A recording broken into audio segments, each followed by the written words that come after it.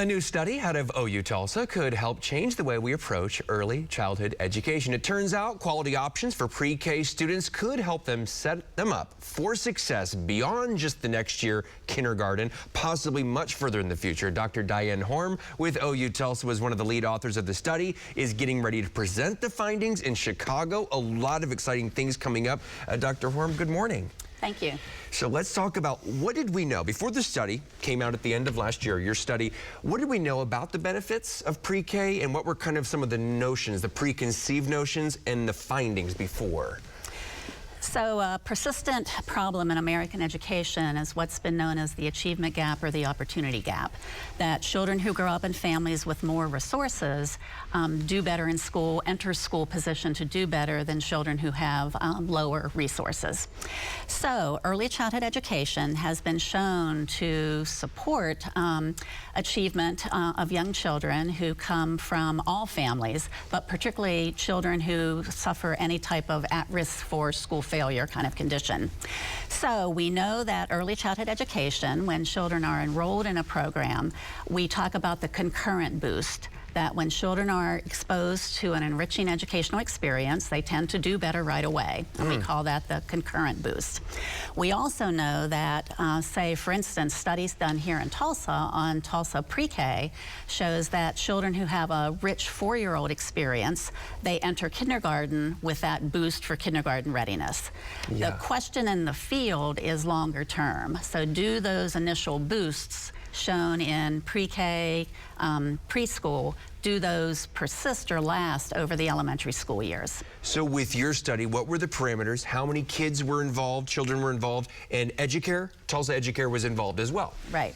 So all the children were enrolled at Tulsa Educare who participated in the educational programming part of the study. So we built on an earlier study that started in 2010, and it was across the Educare network, and the Educare network is a network of high-quality early childhood programs serving children infancy through age 5, who builds on Head Start and early Head Start, meaning that it's a program designed for children growing up in low-income families. So the study that started in 2010, we randomly assigned children who wanted to get in an Educare center by a flip of a coin to either get in or not. Right. And the children who did not are referred to as the control group, and their families just took advantage of whatever other early childhood experiences were available in their communities. The kids who were in the treatment group attended Tulsa Educare in our case.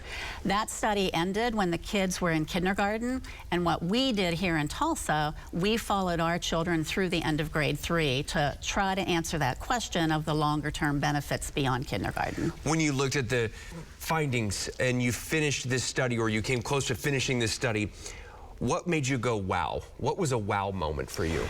A wow moment was what we found was the children who attended Tulsa Educare entered kindergarten better positioned than other children that were in the kindergarten at the same time, and they maintained that advantage through grade 1, grade 2, grade 3.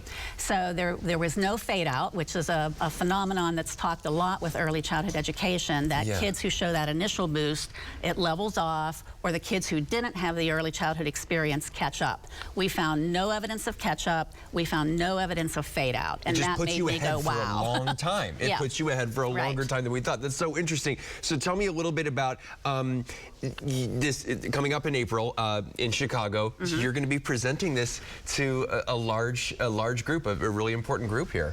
So in Chicago in April will be the meeting of the American Educational Research Association. So it's a conference that people like me go to usually on an annual basis, where we share our latest research findings. And I'll be presenting on behalf of our team who worked on this study at the Early Childhood Education Institute at the University of Oklahoma at Tulsa. Okay, what's the next step for you? Any big studies finishing or any big studies starting? Well, the ECEI, the Early Childhood Education Institute, we have a number of studies that are ongoing. We are doing another large study that has followed a group of children here in Tulsa from either age 3 or 4, and those children are now in grade 4. So that study will be ending this year, and we'll be publishing more results from that.